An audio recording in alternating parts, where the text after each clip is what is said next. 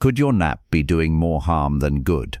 It might come as a surprise, but the way older adults nap can reveal important clues about their long-term health and even how long they might live. While it's well known that sleep is essential for the body's healing and repair, new research shows that certain napping habits, ones that may seem completely harmless, can gradually undermine your well-being. We're not just talking about energy levels or memory. These habits could affect your heart, your brain, and even your independence. We're not talking about whether you nap or not. Many seniors benefit from short, refreshing naps, but the way you nap can add up to major consequences. Some increase the risk of cardiovascular events, some confuse your brain's sleep cycle and worsen memory. Others quietly strain your digestion or blood sugar, and all of them are totally avoidable. So in this video, we'll walk through each of the 5 nap mistakes older adults often make, sometimes without even realizing it, and we'll break down the science behind why they matter. You'll walk away not only informed, but more in control of your health and routine, and most importantly, you'll learn how to nap in a way that restores you, not risks you. If you're over 60 or care about someone who is, this video could be one of the most eye-opening ones you watch today. Let's get started. Number 1. Napping right after meals. It might feel comforting to lie down for a nap after a hearty lunch, but doing so might be quietly harming your body more than you realize. When we eat, especially heavier meals with carbohydrates or fat, our bodies immediately go to work digesting that food. This process requires coordinated effort from the stomach, pancreas, intestines, and liver. Now, when you lie down too soon after eating, especially flat on your back, you're disrupting this natural rhythm. Gravity is no longer helping your digestive system. Instead, stomach acid can more easily travel upward into the esophagus, leading to heartburn, acid reflux, or even silent reflux that you don't notice until it damages your throat over time. For older adults, this becomes even more concerning. As we age, our lower esophageal sphincter, the small valve that keeps acid in the stomach, naturally weakens. That means acid reflux becomes more common, and with repeated exposure, it can irritate the lining of your throat or even lead to chronic inflammation.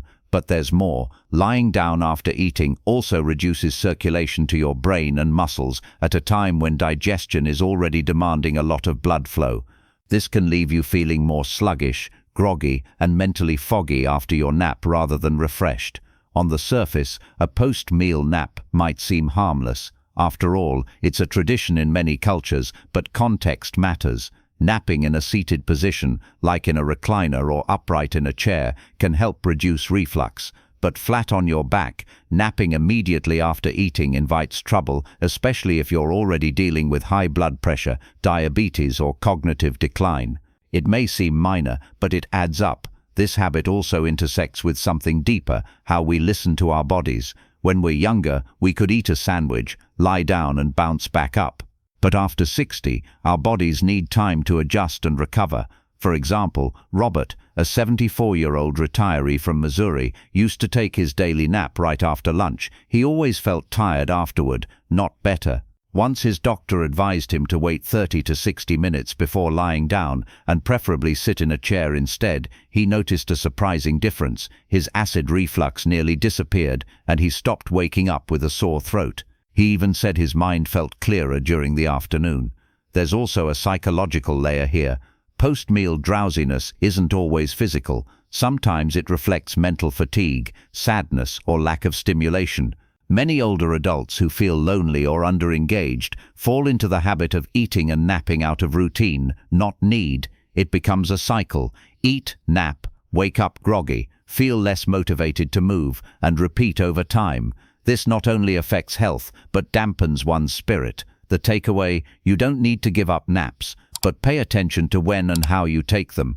Give your body the space to digest, sit upright for a while, maybe take a gentle walk around the house or do light chores. Then, when you do nap, you'll actually feel the benefits, because the goal isn't just to rest, it's to restore. And how you approach that makes all the difference. Number 2. Napping too long. A nap can feel like the perfect midday reset, especially as we grow older and our energy starts to dip in the afternoon. But there's a tipping point where a nap shifts from being helpful to harmful, and that tipping point often lies right around the 30-minute mark. When older adults nap for too long, especially beyond an hour, it can actually lead to a phenomenon known as sleep inertia, that groggy, disoriented feeling you get after waking up from a deep sleep cycle. Instead of waking up refreshed, you wake up feeling sluggish, sometimes even more tired than before. But it's not just about how you feel right after the nap. Longer daytime naps, especially those that extend beyond an hour, are now being linked to more serious health concerns. According to research published in several aging and neurology journals, seniors who nap excessively during the day have a significantly higher risk of developing cognitive decline, including conditions like dementia. Why? Because long naps disrupt your body's natural sleep-wake rhythm, making it harder to fall asleep at night and stay asleep. And poor nighttime sleep is one of the strongest predictors of memory problems, mood disorders, and decreased immune function in seniors. What's often misunderstood is that the need for a long nap is sometimes a symptom, not the solution. Feeling like you must nap for 2 or 3 hours might be your body's way of telling you that something deeper is going on. Poor quality sleep at night, undiagnosed sleep apnea, depression, or even early signs of neurological changes. So instead of accepting long naps as normal, they should be viewed as a red flag, a message worth listening to. Take Irene, for example. She's 81, and for years she took daily 2-hour naps because she always felt tired, but instead of feeling better, she noticed her memory was slipping and her sleep at night became shorter and more fragmented. Her daughter encouraged her to talk to her doctor, who referred her to a sleep specialist. They discovered she had moderate sleep apnea and low vitamin D levels, 2 things she never would have guessed. Once they addressed those issues, Irene began taking shorter 20-minute naps instead. And just like that, her energy, memory, and sleep quality all started improving. The ideal nap length for seniors, according to most sleep experts, is around 20 to 30 minutes. That's just enough to recharge your brain without slipping into deeper stages of sleep that are harder to wake from. These short power naps can sharpen your mind, lower your stress, and even support heart health without messing up your sleep at night. It's also worth noting that longer naps during the day can increase feelings of isolation or restlessness, especially for those who live alone. When your nap eats up half your afternoon, you lose out on time you could have spent moving your body, connecting with others, or simply engaging your mind with something enjoyable. That time matters, especially after 65, when staying mentally active and socially connected is one of the most powerful ways to slow aging. So, if you find yourself regularly needing 2 or 3 hours in bed during the day, it's worth asking what's really behind that fatigue, and what would happen if you trimmed that nap down to a short rest instead of a second sleep. If you're still watching this video and finding these insights valuable, please comment number 2 below to let me know you're here. And if you haven't subscribed yet, I recommend you subscribe and turn on the bell so you don't miss any videos. Your support helps us continue creating good content to inform and inspire you. Now, let's move forward. Number 3, napping in a reclined position for hours. There's no denying the appeal of a comfy recliner, the plush cushions, the way it gently supports your body, and the soothing background noise of the TV. For many older adults, it becomes the go-to spot for a quick nap.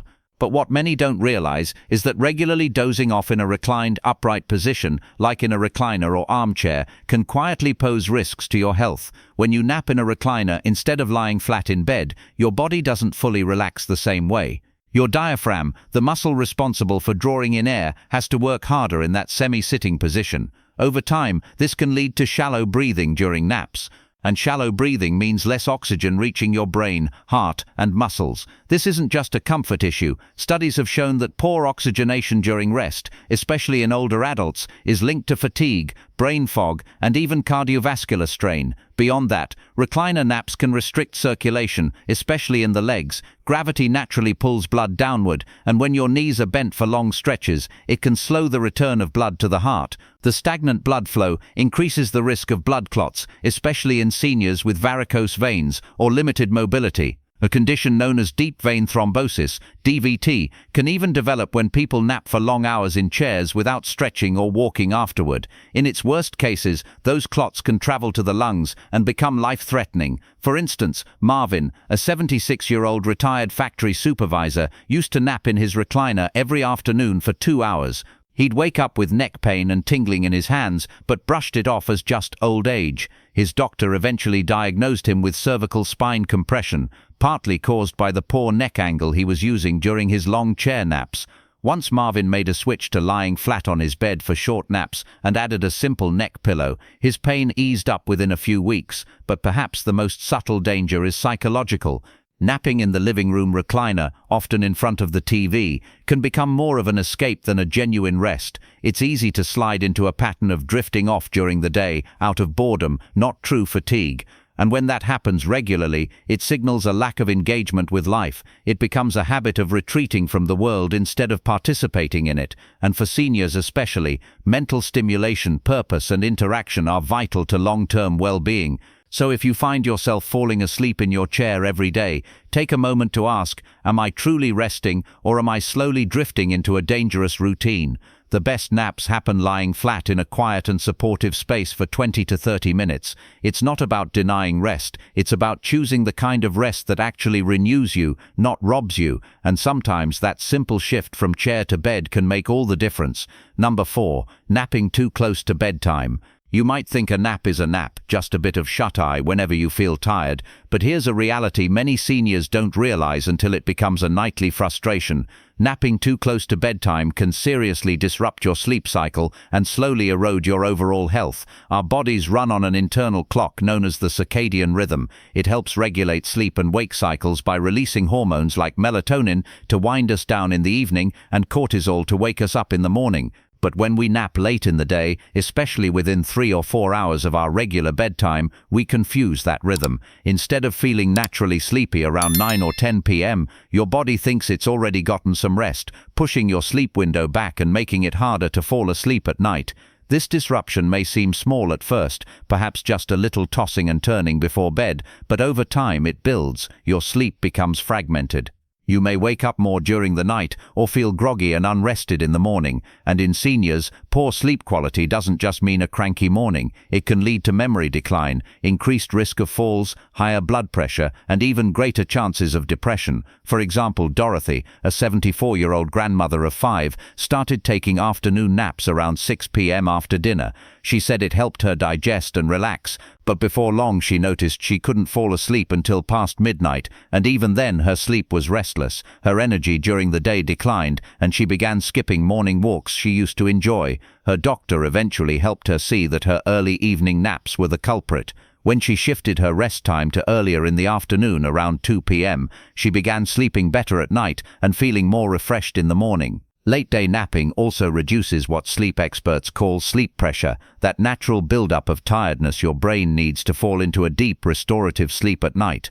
When you nap too late, you release some of that pressure, which means you're more likely to wake up frequently during the night or only enter light stages of sleep. This light sleep is less restorative, and over time, it affects everything from your balance to your blood sugar levels. To stay in sync with your body's needs, experts recommend limiting naps to before 3 p.m. and keeping them short, about 20 to 30 minutes. Think of them as a gentle recharge, not a full reset. So if you're finding it hard to sleep at night and wondering why you feel foggy in the morning, even after 8 hours in bed, ask yourself, when am I napping? The answer might be hidden in your evening routine. If you're still watching this video and finding these insights valuable, please comment number 4 below to let me know you're here. And if you haven't subscribed yet, I recommend you subscribe and turn on the bell so you don't miss any videos. Your support helps us continue creating good content to inform and inspire you. Now let's move forward. Number 5. Napping without adjusting the environment.